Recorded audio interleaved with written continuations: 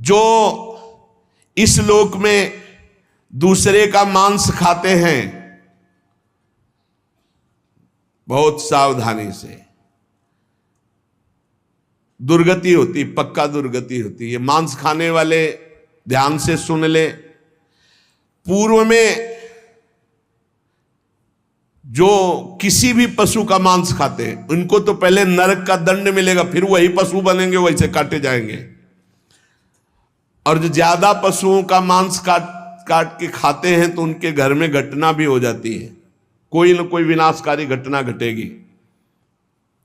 पूज्य श्री भाईजी महाराज हनुमान प्रसाद पोद्दार जी ने एक प्रसंग में बताया कि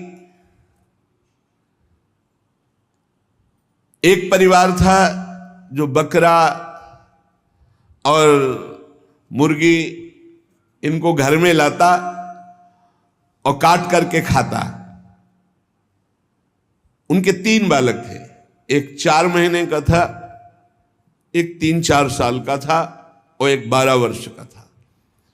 वो रोज देखता 12 वर्ष वाला कि ऐसे वो में कर रहा, उसको काट रहे हैं और फिर वो बनाया जाता, खाया जाता।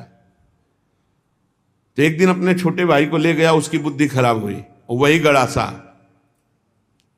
और उसने कहा चलो खेलते हैं, पापा जैसे काटते हैं ना मुर्गी वैसे खेलते हैं। तो छोटा 3-4 साल का था, उसने हाँ छत में ले गया और चढ़ बैठा, जैसे वो चढ़ के बकरे के ऊपर मुर्गी के ऊपर, और बस वो काट डाला। और जो काट डाला तो चीख निकली तो वो अपने छोटे बेटे को नहला रही थी जो 4 महीने का, टप में ऐसे खड़ा करके, और वो छोड़ करके भागी ऊपर। तो टप में जितना पानी था वो बच्चा गिर गया, उसकी हिम्मत तो उठने की थी नहीं, वो वहां मर गया। और जब ऊपर गई उसका, अरे दुष्ट तूने काट दिया, तो छलांग मार गया भय से, वो नीचे आके गिर के मरा। पूज्य भाई जी ने तो विस्तृत में लिखा है कि इन मांस खानों वालों के परिवारों का बहुत बुरी तरह नाश होगा, और जब ये मरेंगे तब नरक जाएंगे, और फिर जब जन्मेंगे तब ये फिर वही बकरा बकरी बनेंगे, ये काटे जाएंगे। होश में रहो, समय आने दो, कर्म अवश्य में भोक्तव्यम, तुम्हें भुगाएगा, रो नहीं पाओगे।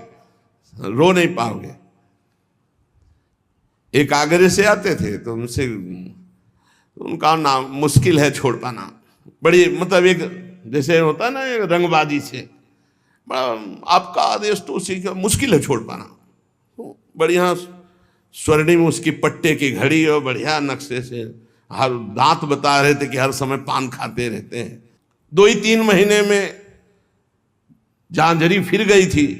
कैसे? कैंसर डॉक्टर ने बता दिया, मुश्किल है अब छोड़ना, शरीर छूटेगा।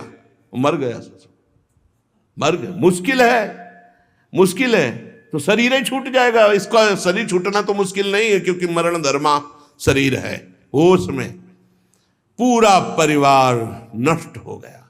जो यहां दूसरों के मांस को खाते हैं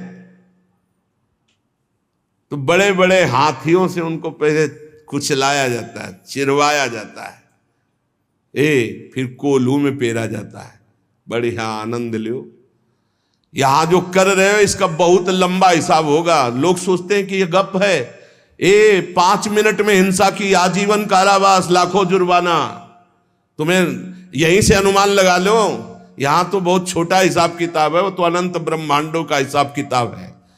आप विद्धास्तु यैर्वेदा वन्यास्य हिताग्नि भी ता इमे शैल श्रृंगाग्रात पात्यंदे धा पुनः पुनः। जो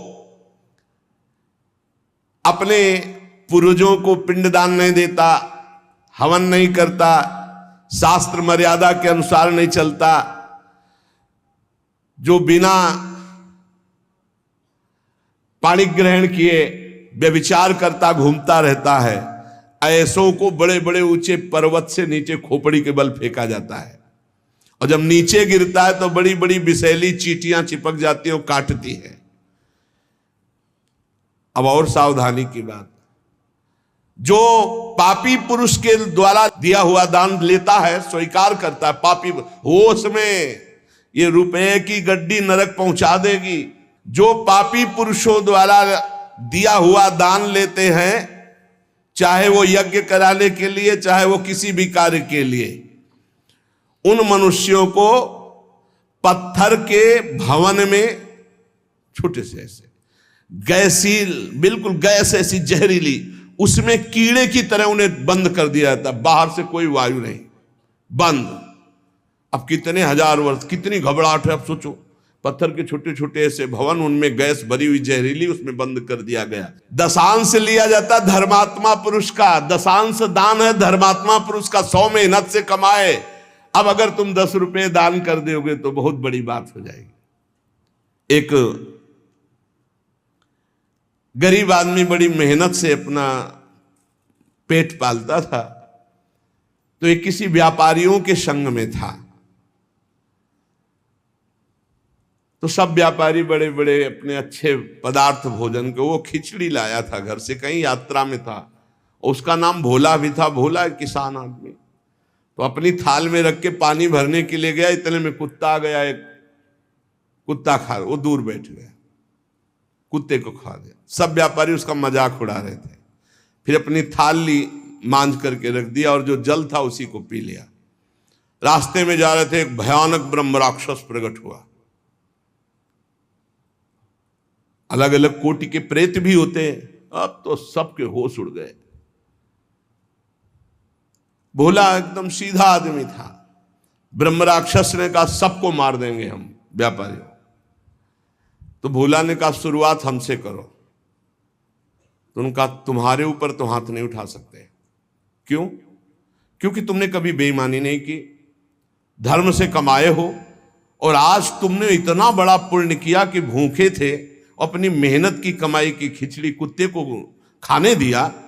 अगर वो पुण्य मुझे दे दो तो मैं ब्रह्म राक्षस योनि से मुक्त हो जाऊं, किसी को नहीं दंड दूंगा। तो उसने कहा कैसे दे दूं? बोले संकल्प करो कि आज की खिचड़ी जो कुत्ते ने पाई, उसका जो पुण्य हुआ मैं तुम्हें देता हूं। मैं अभी मुक्त हो जाऊंगा, नहीं सबको मार दूंगा इन व्यापारियों को। धर्म की कमाई का छोटा सा भी दान वो भगवान की भी प्राप्ति करा सकता है। दशांश धर्म के दान को कहा गया है, मेहनत की कमाई का फिर दशांश दान कहा गया। पाप कहीं दान नहीं होता, पाप कहीं दान नहीं होता। उसका विधान फिर ब्रह्म ऋषि बताते हैं कि आज तक किया, अब कभी पाप नहीं करेंगे, अब क्या करें, तो फिर उसका विधान वो बता देते हैं। ऐसा नहीं कि पाप करते जाओ, दशांश देते जाओ तो बुद्धि भ्रष्ट होती चली जाएगी। जो ये बहुत बड़ा अपराध है, उपकार करने वाले का अपकार कर देता है। कृतज्ञता, कृतज्ञ होना चाहिए। आपके लिए किसी ने उपकार किया, आपको आपका हित किया, आपके संकट में सहयोग किया, तो जीवन भर वो जब दृष्टि में आ जाए तो थोड़ा कृतज्ञ होना चाहिए। ऐसा नहीं कि उसका अपकार कर दो। जैसे गुरुदेव ने मंत्र दिया, उपासना दी, तुम्हारा उपकार किया।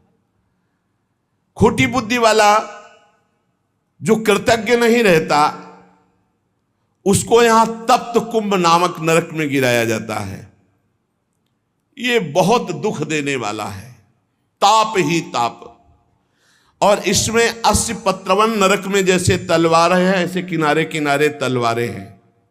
जिधर ये होता उधर तलवार घुसती, बार बार इसको पीड़ा होती है। फिर उसे अगले कालसूत्र नामक नरक में डाला जाता है। विश्वासघाती, गुरुद्रोही, मित्रद्रोही, इनका उद्धार बहुत मुश्किल होता है। ये यहां नरक में भोग करके भी जब जन्म लेते हैं तो कोढ़ी, दुष्ट स्वभाव वाले, सर्प आदि ऐसी योनियों को प्राप्त होते हैं। यहां जो किसी का सोना चुरा लेते हैं, यहां जो शराब पीते हैं, उन महापापियों को यहां लाया जाता है। और जो शराब पीते हुए गला हुआ लोहा उनको पिलाया जाता है। ए भैया, शराबी जो पिए हो तो बंद कर दो आज से, नहीं आगे इंतजाम कुछ और है। हाँ, जलता हुआ लोहा पिघलता हुआ पिलाया जाएगा, मरोगे है नहीं, बहुत होश में। स्वर्ण की चोरी करने वाले को वैसे ही स्वर्णिम आग के ऊपर फेंक दिया जाता है, भुनो सारे। यहां कोई मानता नहीं, कहते सब झूठ है, भोगोगे तब पता चलेगा तुम्हें। और ऐसे लोग जब नरक से लौटते हैं तो उनको यहां भारी भारी घृणित बीमारियों से पीड़ित होना पड़ता है। राजन